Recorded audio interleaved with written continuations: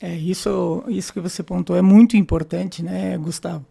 Porque a gente vem vivendo diferentes formas de, de problemas no agronegócio. Ou é chuva demais, ou é escassez, né? Como você bem disse, chove aqui, não chove no vizinho, né? E eu vejo como um fator determinante também a nossa falta de evolução com o passar dos anos em manejos mais focados em solo, né?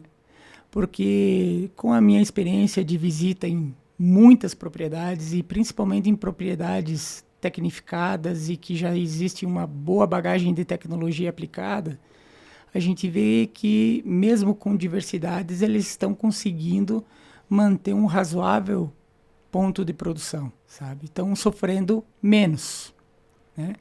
Mas a gente bem sabe também que o Rio Grande do Sul é tão grande que tem regiões que passa de 40 dias sem chuva, aí não existe milagre. Né? Exatamente. Aí não existe tecnologia que supra toda essa necessidade. Né?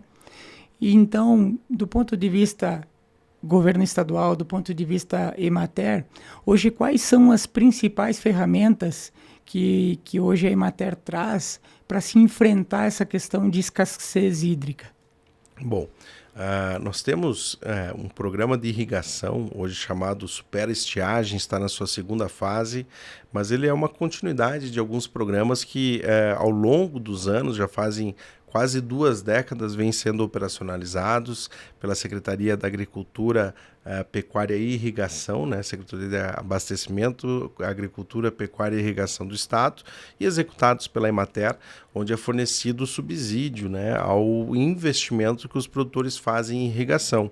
E isso tem a sua importância do ponto de vista de levar esta tecnologia a todos os municípios, que hoje, invariavelmente, todo município tem, no mínimo, alguns exemplos de irrigação de diferentes culturas. Então, é possível a gente encontrar pastagens irrigadas, grãos irrigados. A olericultura ela é basicamente irrigada, né, praticamente inexistente sem a irrigação. Fruticultura cada vez mais partindo para o cultivo protegido envolvendo irrigação, que é uma estratégia para se tornar menos dependente daquilo que não está sob o nosso controle.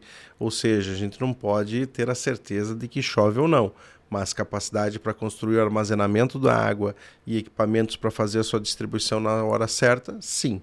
Porém, esta é uma tecnologia que ela não vai ser acessível do ponto de vista de sustentabilidade econômica ou também por outros gargalos, que são, por exemplo, oferta de energia elétrica, a disponibilidade de água, que é um assunto que talvez esse ano a gente tenha a concretização de uma expectativa muito grande, que é o aceite pelos órgãos fiscalizadores do que já está em lei, que é o barramento, né, de fluxos de água perenes para utilização para irrigação como de utilidade pública, ou seja, a possibilidade de se licenciar barragens para fazer irrigação, porque também de nada adianta a gente fazer o investimento, ter como fonte de água açudes relativamente pequenos, que quando tiver mesmo a estiagem ela não vai ser suficiente. Porém, acredito que é um programa que contribui e contribuirá muito para que a gente tenha justamente essa capacidade de enfrentar esta escassez ou essas adversidades que vêm ocorrendo. Falar rapidinho sobre o programa, né? Ele concede hoje 20% de subsídio ao projeto de irrigação através de subvenção a fundo perdido, limitado ao valor de R$100 mil. Ou seja, se você fizer um projeto de R$20 mil, você vai ter uma subvenção de R$4 mil. Se esse programa for maior do que 500, o teto é R$100 mil. Mas é um auxílio que justamente é uma política de Estado para valorizar o produtor e para fazer com que essa ferramenta esteja mais disponível a diferentes públicos. Quem se interessar, a Emater está à sua disposição. O que a gente percebe e que acaba culminando numa nova política pública que teve o seu anúncio agora na Expo Direto, né? Um anúncio do seu pré-lançamento, por assim dizer. que se percebe, né? Que somente a política de irrigação ela não é suficiente. A assistência técnica em relação à escolha de cultivar, escalonamento de plantio, a questão da produção de matéria orgânica para respeitar o plantio direto, fazer ou não intervenção mecânica para compactação e depois o planejamento da rotação de culturas para manter ela descompactada, é algo que do conhecimento já é. Tanto meu, enquanto engenheiro agrônomo, quanto dos produtores. Muitos ainda trazem na memória aquelas práticas conservacionistas como plantar em nível, algo que não custa nada, mas não o fazem. A construção de barreiras mecânicas, como os terraços, que estão bastante exíguos, por assim dizer, mas que também são alternativas ou eram amplamente utilizadas e caíram em desuso.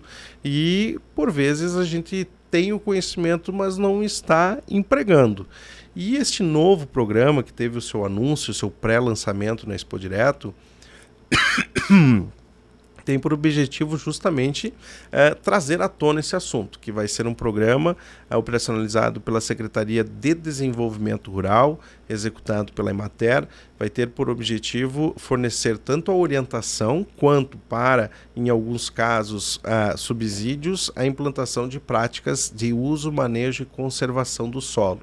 Em outras palavras, chamar a atenção através da construção de unidades de referência técnica que se tornarão disponíveis para multiplicação desses exemplos, da importância de se corrigir química e fisicamente um perfil de solo e não somente a profundidade do plantio da safra, ou voltar a intervir mecanicamente no solo, buscando quanto maior a profundidade se conseguir, e aí vai haver a limitação de maquinário, né, que hoje a gente perdeu um pouquinho dessa capacidade ao longo desses anos, mas buscar ferramentas que possam fazer a incorporação do corretor de acidez, a incorporação de fertilizante em produtividade e o planejamento e orientação para manutenção das áreas descompactadas. Ao fazer isso em um grande volume, a priori serão 15 mil unidades de referência técnica no estado, eu creio que vai se chamar a atenção para estas soluções que não são novidade, mas que por algum motivo ou outro elas acabaram saindo do radar, tanto de nós, extensionistas, quanto de assistentes técnicos, consultores e dos produtores rurais. E eu tenho a convicção de que esta prática, aliada com todo o poderio tecnológico que foi desenvolvido em relação a sementes, em relação a defensivos agrícolas, a gente vai conseguir sim imprimir uma melhor condição de resiliência à agricultura do nosso estado. Certo. Isso realmente é muito importante, né?